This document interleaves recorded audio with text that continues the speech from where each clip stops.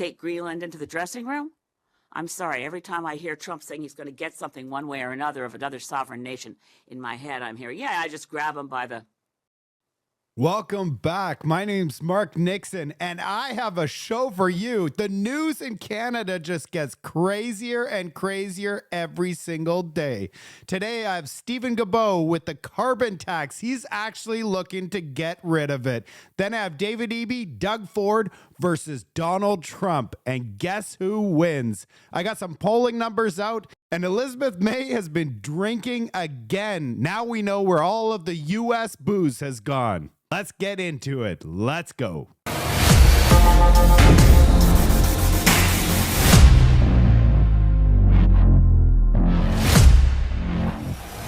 We're going to start off with our finance minister of Canada doesn't know how to do math. Oh, geez, this is hilarious.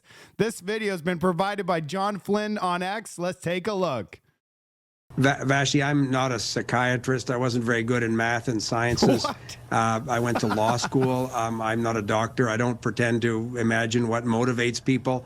My job as the finance minister is to do what I can to defend Canada's economy. Oh, man, there you have it. He doesn't know how to do math, and he's Canada's finance minister. And now I'm taking you to David Eby. He has threatened to cut off electricity to the United States after seeing Doug Ford do it. David Eby says he won't because it will spike electricity prices. Oh, yeah, they'll probably double or triple if we decide to cut off the U.S. for electricity because BC purchases electricity for a fraction of the price when there's too much electricity in the U.S. But he does say he's willing to do it if he's required to. Let's take a look. Energy-based question. You know, we've seen what your colleague Doug Ford is doing in Ontario around moving towards cutting off electricity to the United States. Would any consideration be given here around our electricity mix and shutting things down for California and others along the coast to rely on it? And more holistically, how crucial is it for BC to gain electricity or power independence? You know, we buy from them, we sell to them, it sort of depends on the cost, but do we need to stop relying on the United States for any of our energy mix? Sure. First on your question, Richard, we could stand fully independently on our own electricity supply in British Columbia today. Our industrial customers, our residential customers would be served, but it would be more expensive. And significantly more expensive. We sell electricity to the United States and we get top dollar for it.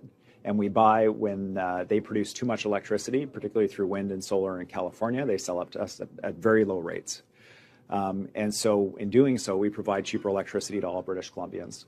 Our goal in targets to the Americans, when we're talking about retaliating against the actions that we're seeing, are to do a couple of things. One is to do things that send a strong message, which certainly Doug Ford has done, with that 25% additional charge.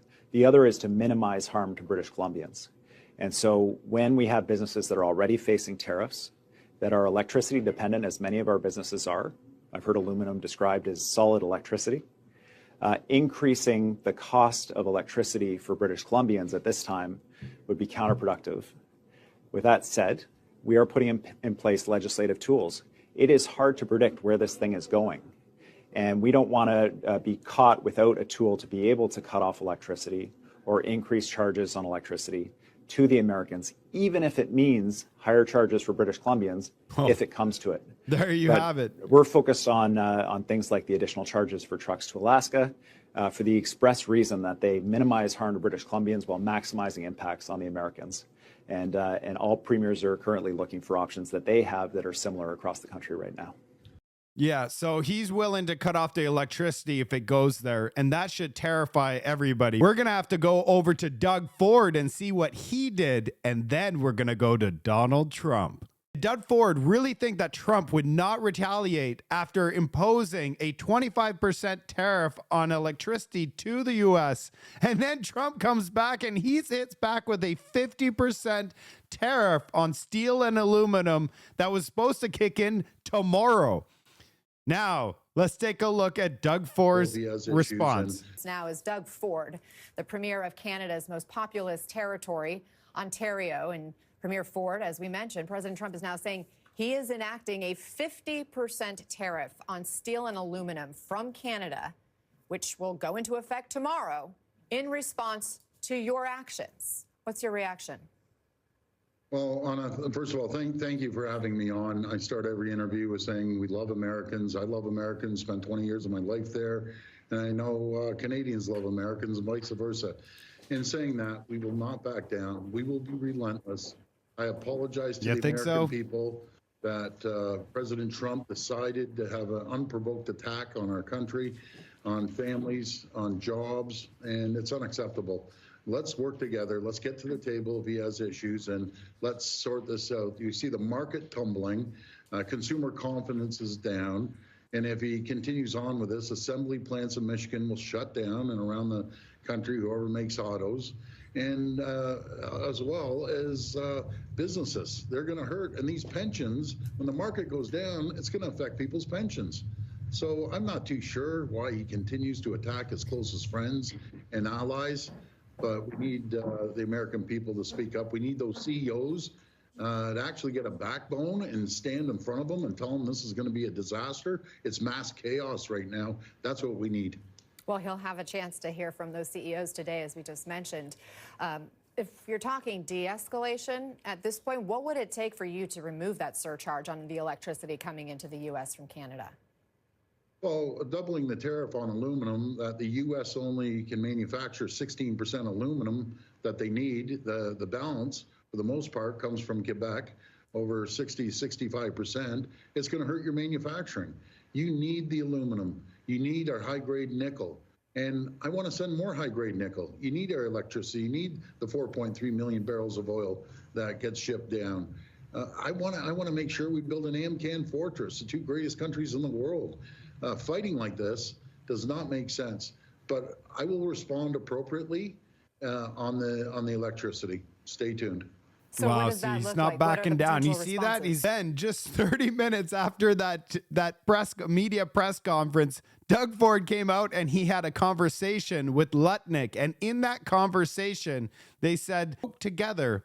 And Secretary Lutnick agreed to officially meet with Premier Ford in Washington on Thursday, March 13th, alongside with U.S. State Trade's representative to discuss and renew UMCA ahead of April 2nd reciprocal tariff deadline. In response, Ontario agreed to suspend its 25% surcharge on exports of electricity to Michigan, New York, and Minnesota. Who blinked first? That's the question. We actually don't know. But then Doug Ford came out, and Doug Ford, this is what I posted. Doug Ford tried to flex his muscles on the U.S. with the 25% tariff.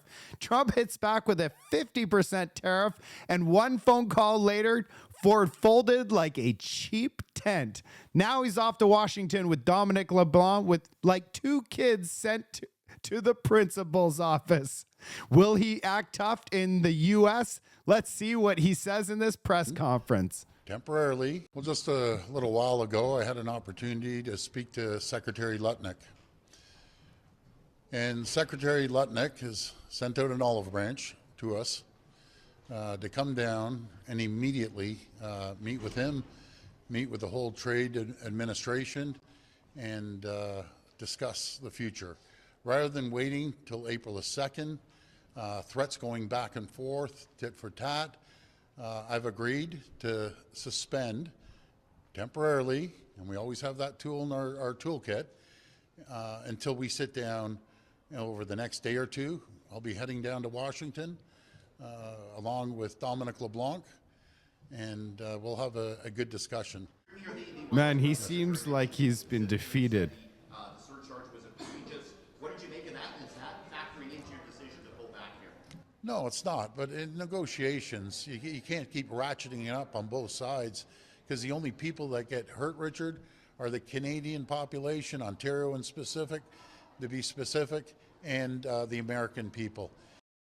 Yeah, that's right. It would affect both countries. It's not good to ratchet up any kind of retaliation. And that's why when I see David Eby, if he saw what happened today, I don't even know why he's even talking about cutting off the electricity to the U.S. They have 10 times the size of economy than Canada. They could literally crush us. If you're in charge of the money market, Canadian dollar has been swinging hard on all of these tariff threats. You would be making a fortune. The people that are getting screwed here are Canadian citizens. Take a look at this swing. It went down and it's back up. Personally, I don't think it's a good idea that we threaten Donald Trump with cutting off the power, because as we saw today, he will come back tenfold and literally crush us. You saw how fast Doug Ford backpedaled. Now, let's take a look at Elizabeth May today, because she has been hitting up the Baileys and coffee. Let's go. Trump at all. I mean, we've seen Musk interfere in the German elections to support neo-Nazis. Okay. What's to say that Trump and Musk's ideas, well, let's just get some rage farming going and see if we can get a segment of Canadian society that likes the idea of a 51st state. We need to have a government that remains solid. Team Canada that can say to Donald Trump, go pound sand or go suck eggs. Although, as I said, I now realize there's a tariff on sand and they may not be able to afford eggs. Reminds me of his attitude towards women. He's a serial misogynist, sexual abuser, rapist. He's in the White House. What does he want to do? Take Greenland out to buy expensive furniture? Take Greenland into the dressing room? I'm sorry, every time I hear Trump saying he's going to get something one way or another of another sovereign nation, in my head I'm hearing, yeah, I just grab him by the... I wouldn't put it past Trump at all.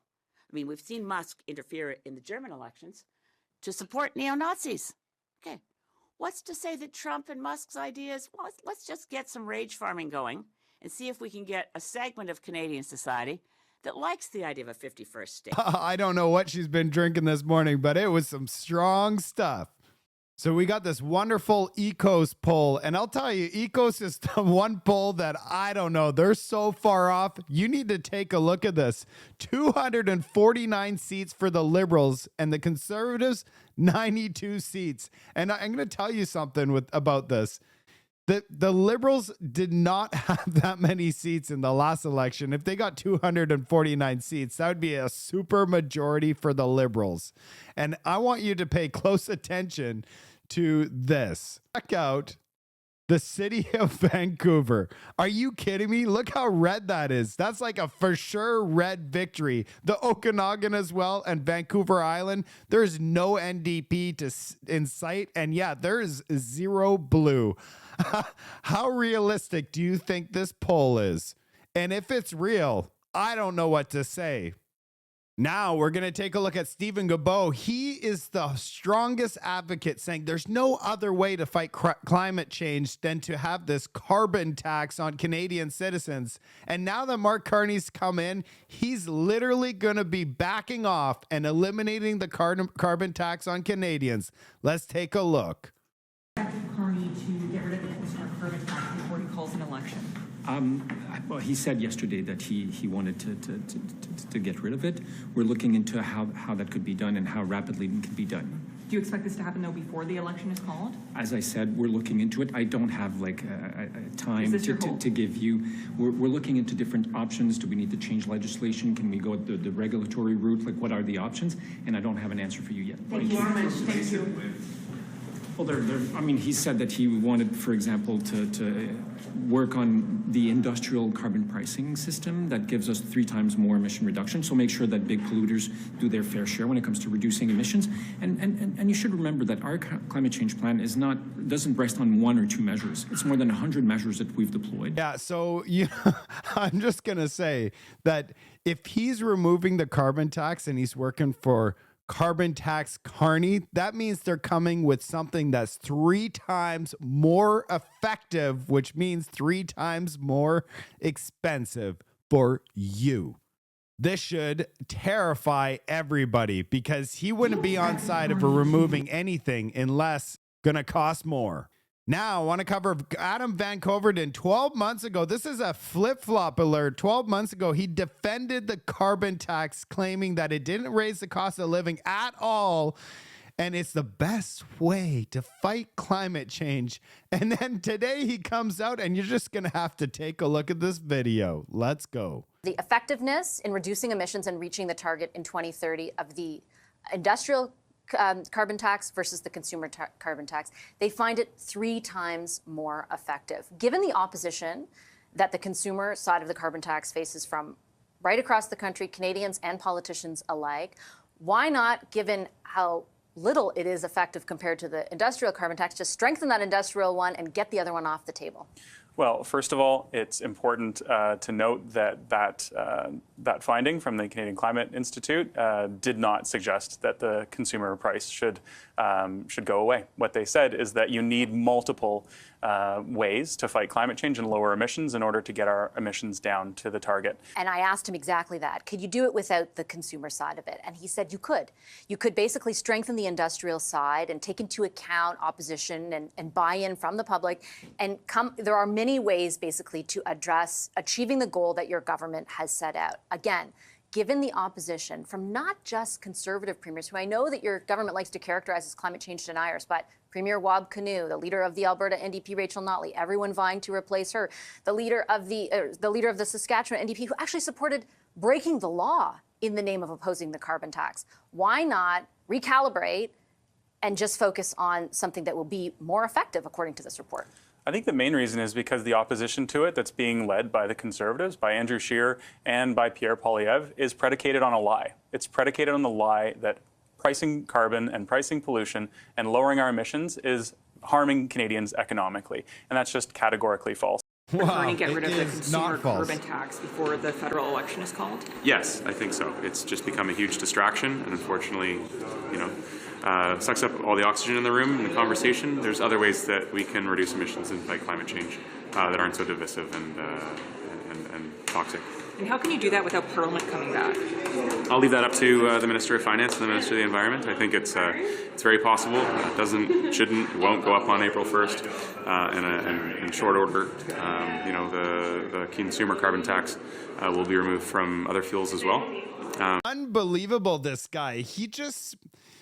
It's actually unbelievable how he comes out and says it doesn't raise the cost of living on anything. Then why is everything so expensive? It has nothing to do with the carbon tax. Every time I go to the gas station, the price is just so high. I live in the Lower Mainland, and it's like $1.73 right now.